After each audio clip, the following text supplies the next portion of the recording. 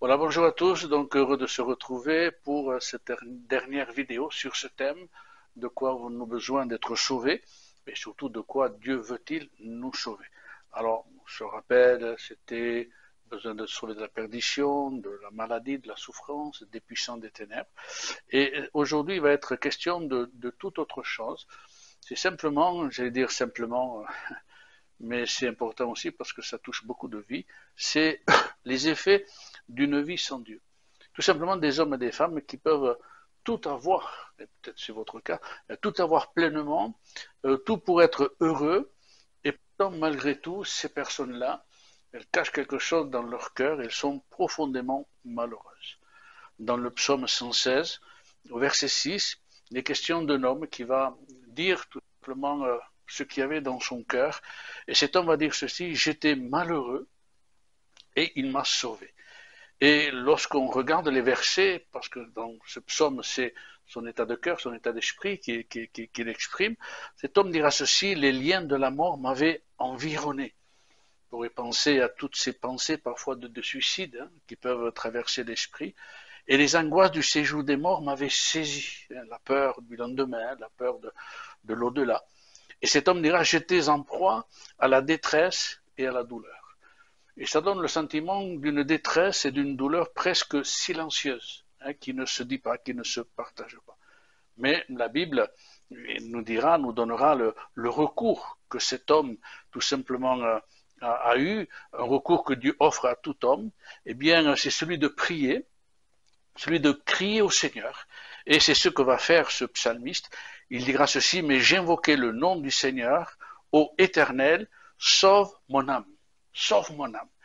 Dieu va répondre donc à ce psalmiste qui pourra alors s'écrier: l'Éternel est miséricordieux et juste, notre Dieu est plein de compassion, l'Éternel garde les simples, j'étais malheureux et il m'a sauvé, mon âme retourne à ton repos car l'Éternel t'a fait du bien. Cet homme a trouvé la solution bien, à cette souffrance intérieure qu'il y avait dans son cœur. C'était simplement, il avait besoin de replacer dans sa vie et donner le cadre de Dieu dans son cœur, et ainsi son âme s'est réjouie. À première vue, lorsque nous lisons ce psaume, le psaume 116, rien ne justifie cet état de cœur. Le sentiment profond de vivre une vie, j'allais dire, terne et sans saveur, le sentiment de vivre sans réellement exister, ou de passer à côté de l'essentiel. Durant mon ministère, j'ai rencontré beaucoup de ces personnes qui étaient extérieurement riches et pourtant très pauvres à l'intérieur d'eux-mêmes. Ils étaient riches pour les hommes, riches pour eux-mêmes, mais pauvres pour Dieu, parce qu'il leur manquait l'essentiel. J'ai par exemple en souvenir une jeune femme, ça se passait lorsque j'étais pasteur dans la Haute-Loire, c'était une jeune maman de 2 beaux enfants, épouse d'un gentil qui était super, gentil, aimant, sérieux, travailleur. Elle-même travaillait dans un petit village de montagne. Cette jeune femme était sportive, bien physiquement, en bonne santé, et pourtant, elle était tellement malheureuse, toujours dans l'angoisse, dans la peur de la vie, dans la peur du lendemain, arrivant parfois malheureusement à se faire du mal, à se scarifier. C'était terrible. Elle ne connaissait pas la joie, elle ne connaissait pas la paix. On aurait même pu dire qu'elle ne s'aimait absolument pas. On dirait qu'elle n'était pas faite pour ce monde, qu'elle était étrangère au bonheur. Mais venant à l'écoute de l'évangile, invitée par des amis, eh bien on a vu cette jeune femme simplement changer, se transformer. Elle goûtait tout simplement au travers de l'évangile à autre chose qu'elle ne connaissait pas. Elle avait découvert le vrai bonheur en Jésus-Christ, quelque chose de merveilleux. En France, chaque année, il y a un suicide toutes les 40 minutes, le temps de vaquer à quelque chose, et déjà dans France, quelqu'un se sera suicidé. C'est le record d'Europe. Et on ne parle pas de combien de tentatives. Mais autant de personnes qui, ne trouvant pas d'espoir autour d'eux, en arrivent à cette solution terrible, alors que Christ est la meilleure des solutions. La meilleure des solutions, c'est Jésus-Christ. Dans Luc chapitre 4, verset 18, Jésus, présentant son ministère à la foule qui était là, va dire quelque chose de particulier. Il va dire: l'Esprit du Seigneur est sur moi parce qu'il m'a oint pour annoncer une bonne nouvelle aux pauvres. Il m'a envoyé pour guérir ceux qui ont le cœur brisé. Et c'est une parole qui est extraordinaire, mais qui a tout son sens. Dieu a mis dans le cœur des hommes la pensée de l'éternité. C'est dans sa miséricorde. Pour qu'à un moment donné de leur vie, ou de sa vie, l'homme, dans sa détresse, puisse se souvenir de Dieu et avoir la capacité de se tourner vers lui. Et, par exemple, dans le psaume 34, et au verset 7, il y a cette parole, le psalmiste inspiré par le Seigneur dira, quand un malheureux crie, l'Éternel entend, et il le sauve de toutes ses détresses. Je ne connais pas la détresse de chacun, mais une détresse qui peut être là, eh bien, un seul cri, une seule parole, Dieu, si tu existes, viens à mon secours. Et dans mon ministère, j'ai vu des personnes à qui Dieu avait répondu, eh bien, à cette simple parole, et miraculeusement, ces personnes ont été en contact de chrétiens, du pasteur, de l'église, de la parole, et ont trouvé un espoir véritable dans le Seigneur Jésus.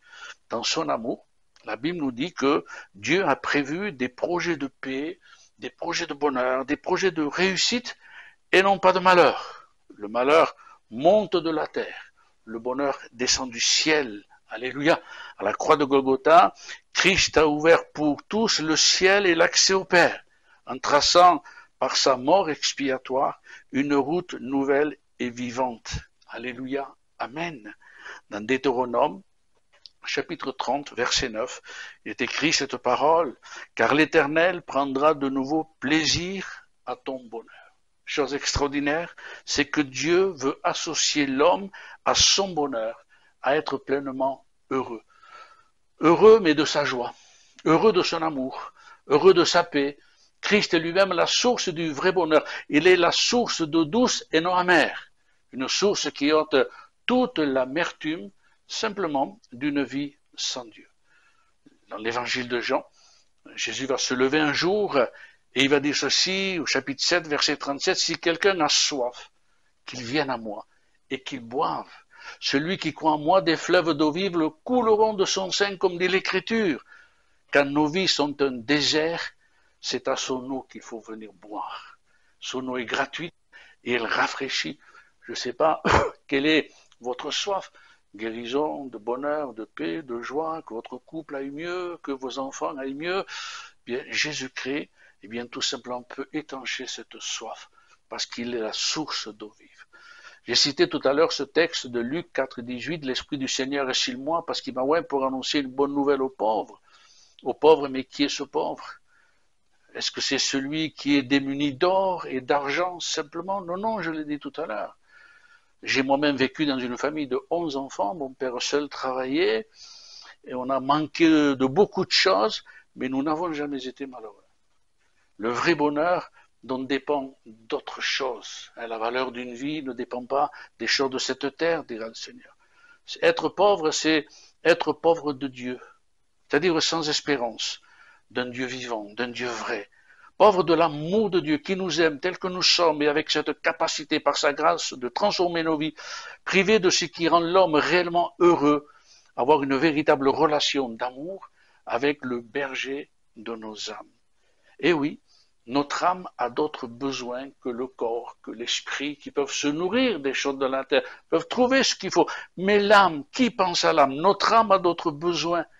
Le ciel procure beaucoup de plaisir à l'âme. Et privé de cette communion avec Dieu, on peut jouir de toutes les choses de cette terre et pourtant à l'intérieur, notre âme souffre et elle exprime sa détresse en nous le faisant ressentir. Cette détresse dont vous ne connaissez peut-être pas l'origine, c'est peut-être votre âme qui vous dit « mais moi j'ai besoin de Dieu, tu as besoin de Dieu ». Il est venu pour guérir les cœurs brisés. Cela nous fait penser à un vase tombé à terre et qui se brise et que l'on ne peut pas réparer, ou qui en gardera toute sa vie les cicatrices, ou qui est jeté au rebut parce que irrécupérable. Nul n'est irréparable ni irrécupérable pour le Seigneur. Et ça, c'est extraordinaire. Il est le divin potier. Jésus sait réparer les vases, même les plus brisés, même les plus fracassés. Son amour est le baume qui guérit les cœurs brisés, l'esprit froissé, l'âme blessée. Il est le réparateur de vie. Il répare les vies. Il est celui qui relève ce qui est tombé à terre et restaure ce qui a perdu espoir. Sa parole pénètre plus profond de nos cœurs. Elle est capable d'aller là où nul n'a accès, dans les sous-sols de nos cœurs, là où l'on entasse tout ce que l'on ne montre pas et qui nous fait souffrir. Il est le Dieu qui pardonne. Il est le Dieu qui nous aide à pardonner. Il est le Dieu qui fait le ménage dans notre vie pour jeter tout ce qui ne vaut rien et nous remplir de lui. Son esprit de grâce peut faire de nous une nouvelle créature, une autre personne. Cette guérison intérieure, lui seul peut l'opérer en nous, en vous, c'est le miracle de sa vie, le miracle de la vie de Dieu. Quand un malheureux crie, qui est le malheureux au regard de Dieu? On a parlé du pauvre. Qui est le malheureux au regard de Dieu? Une des racines de ce mot aussi se traduit par être rendu. Il s'est livré comme à un ennemi plus fort que lui. Il est donc malheureux, être résigné, avoir baissé les bras. C'est là le sens même de ce mot.